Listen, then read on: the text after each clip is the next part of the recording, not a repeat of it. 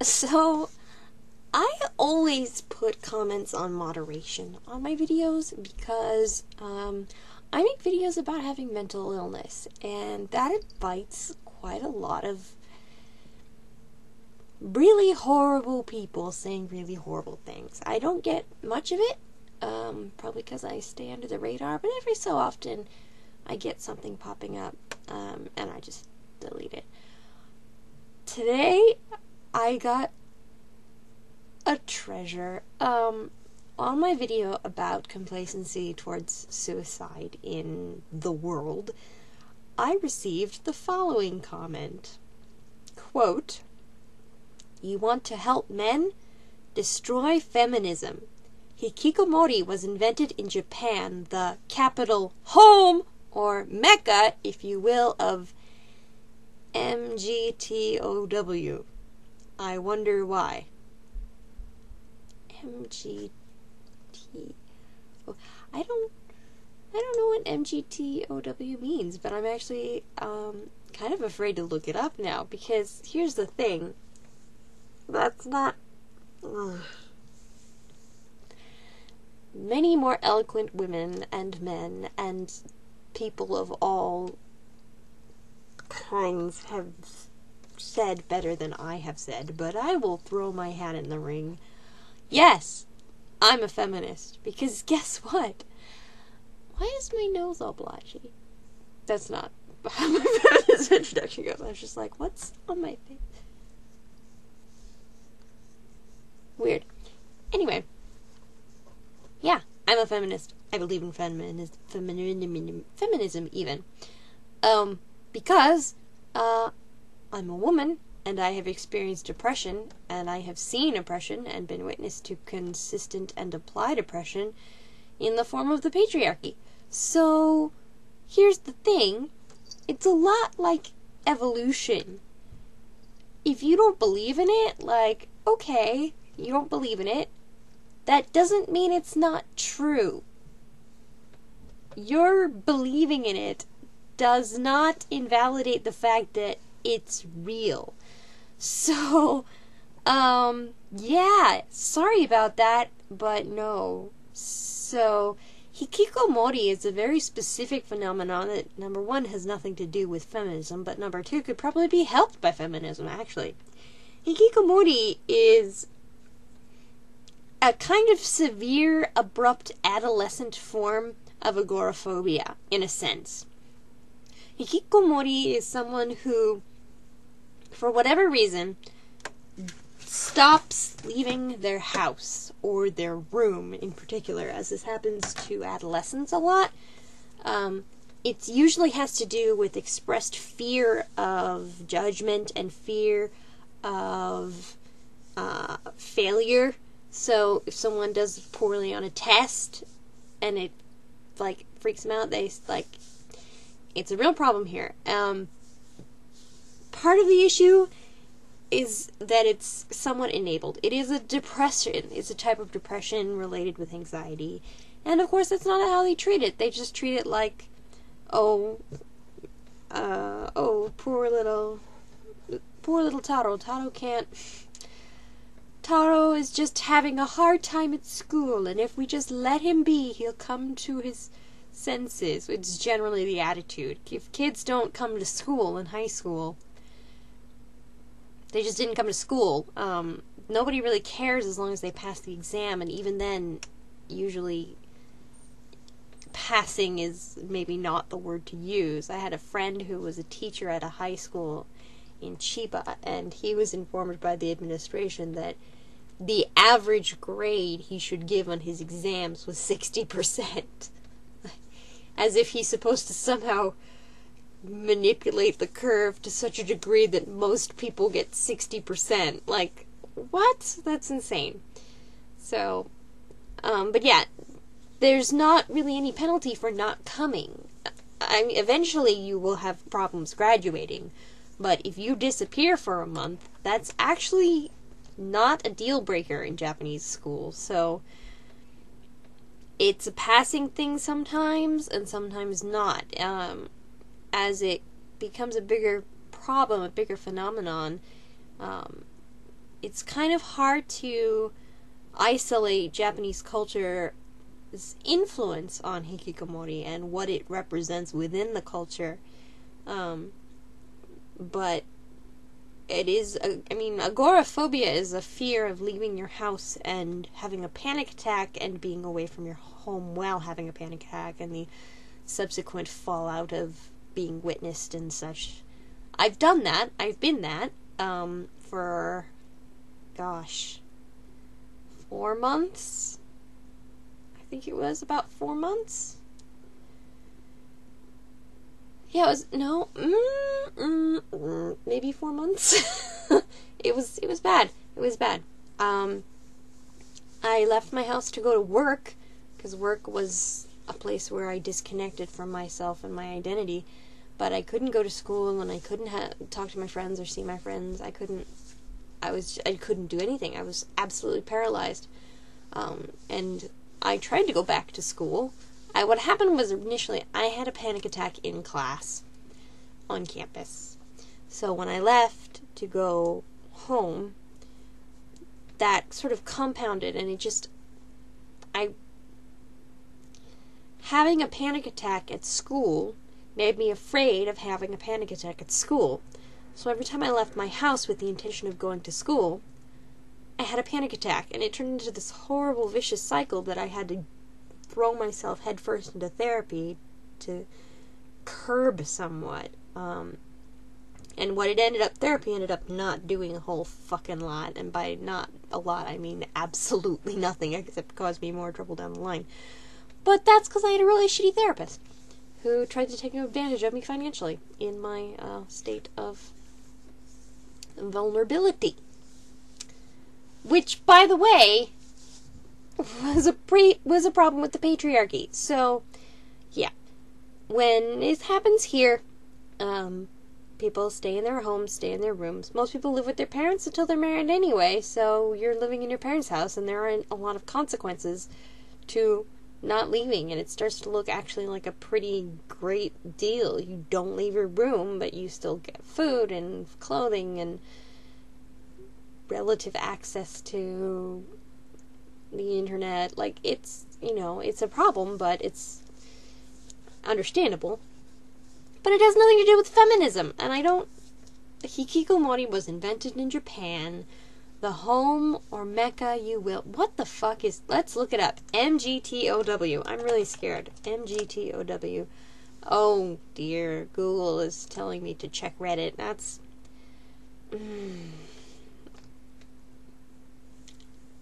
MGTOW. Men going their own way is a way of life which refuses to defer to women in defining the worth of men. Instead, it focuses on positive male aspects, inviting men to go their own way in life. I don't know if there are many countries that could benefit as hugely from the destruction of the patriarchy as Japan. Japan has institutionalized masculinity to such a severe extent that they have become... Okay, here's patriarchy. Okay? Remember, patriarchy is about power. Who has power? Usually men. Usually white men. Usually rich white men. There is a pyramid to who has more power over who else in the patriarchy.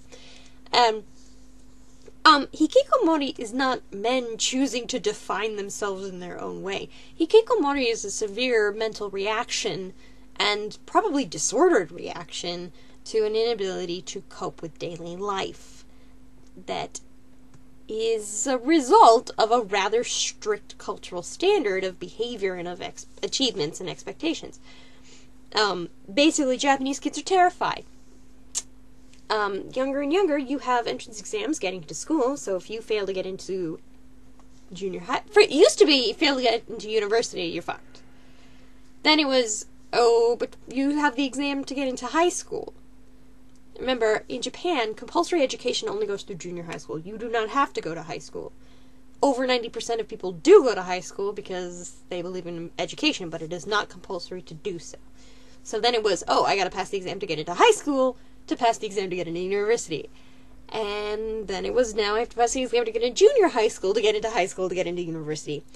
And now they're starting to also have them for elementary school. So you have 5-year-olds and 6-year-olds who are studying at JUCO every fucking day after kindergarten to pass an exam to get into elementary school. This is insane. This is insane. It is far too much stress. It is not productive. It is not education. No, because then if they don't pass and they're fucking 5, they don't know how to deal with that. When I failed when I was 17, I didn't know how to fucking deal with it. Like, shit, failure is hard. And failing as a child, in the eyes of an adult, is really, really, really, really hard. Hikikomori is a spring off of that. It's a failure, a feeling of failure, and a feeling of inability to live up to expectations. And in order to avoid that feeling, you just stop meeting any expectations. You just say, fuck expectations, I'm not leaving my room for the rest of my life. Which is not a good way to do it, by the way. I wouldn't recommend it. It's hard to get treatment for it because they don't want to leave the house. So it's hard, like, you can't go see a doctor because you don't leave. So it's rough. It's really rough. It's a problem. But it has nothing to do with feminism, in the sense that feminism did not cause it. Feminism probably could help it, because there's knocking on the wall, and I don't know. Because okay.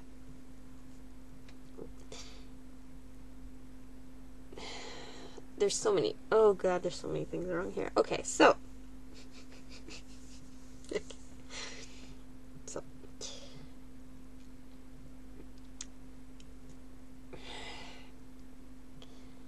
as a Japanese man, the expectations upon you are to be a financial provider and head of your family.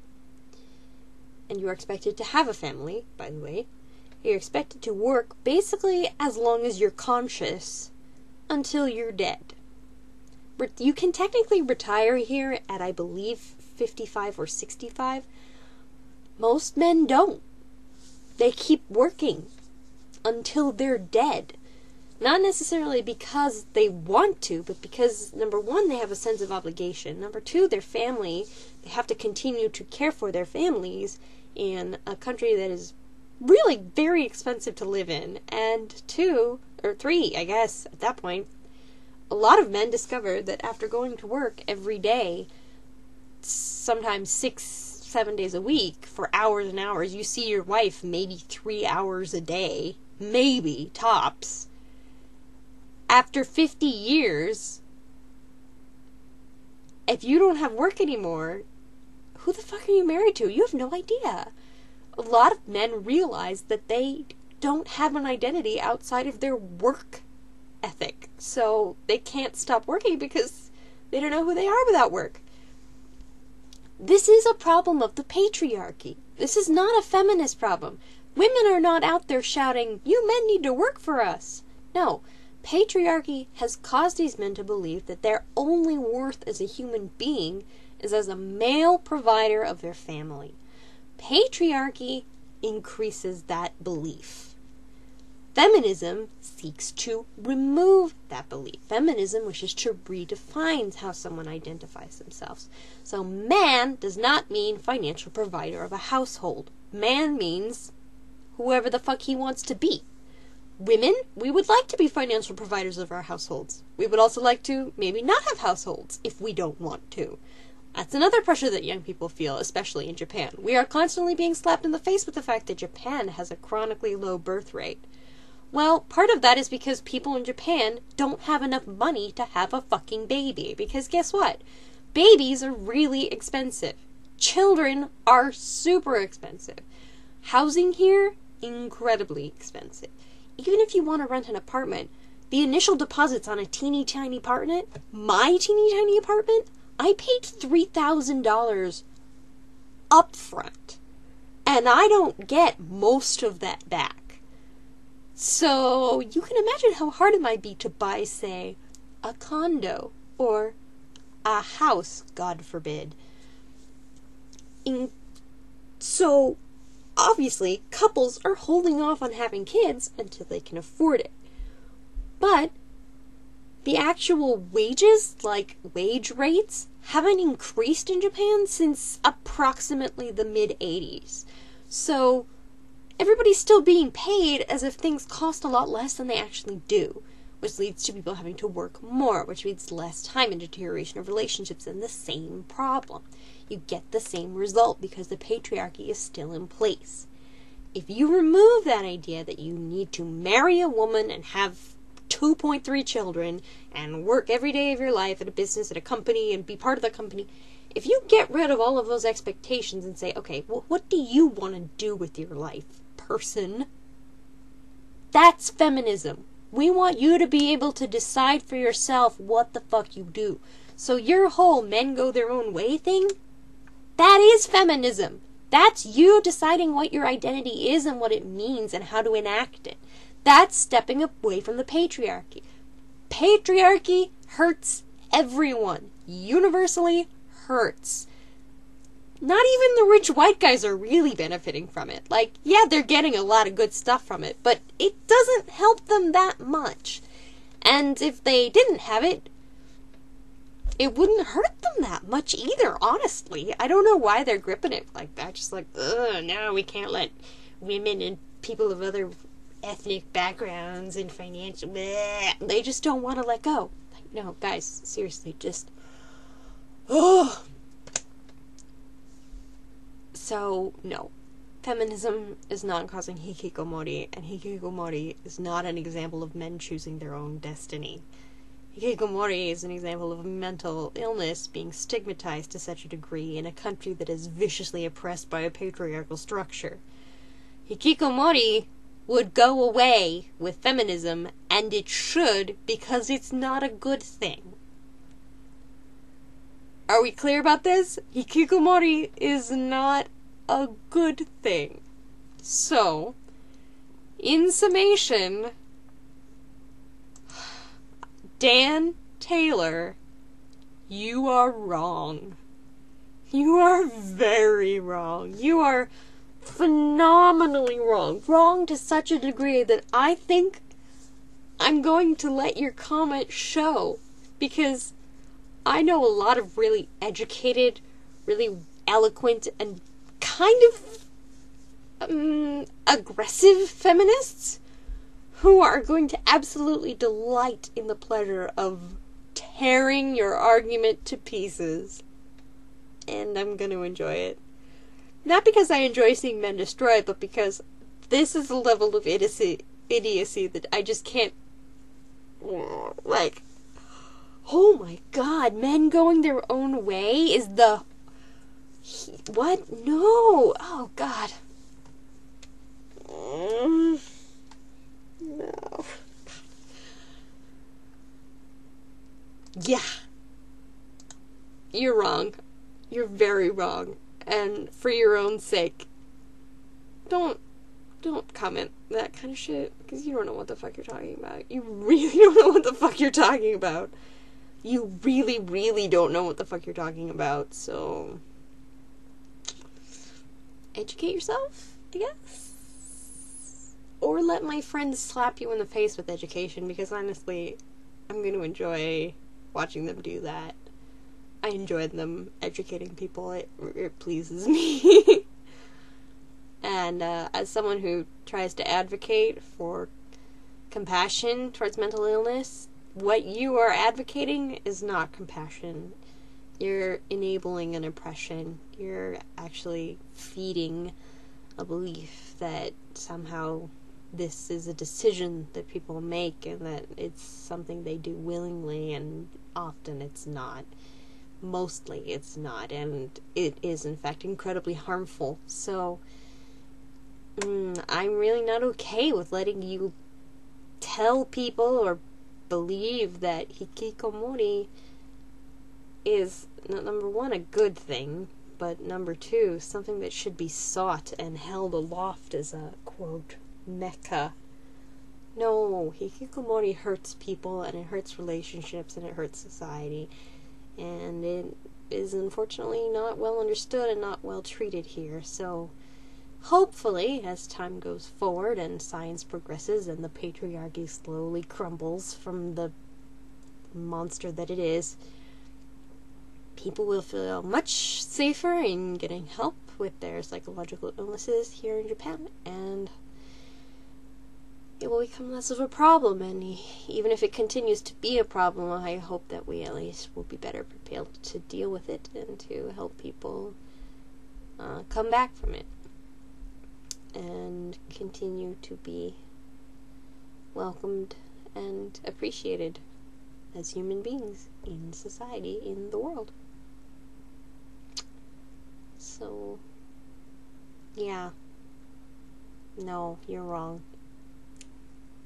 And I'd say I'm sorry, but I'm not. Probably because I'm a feminist.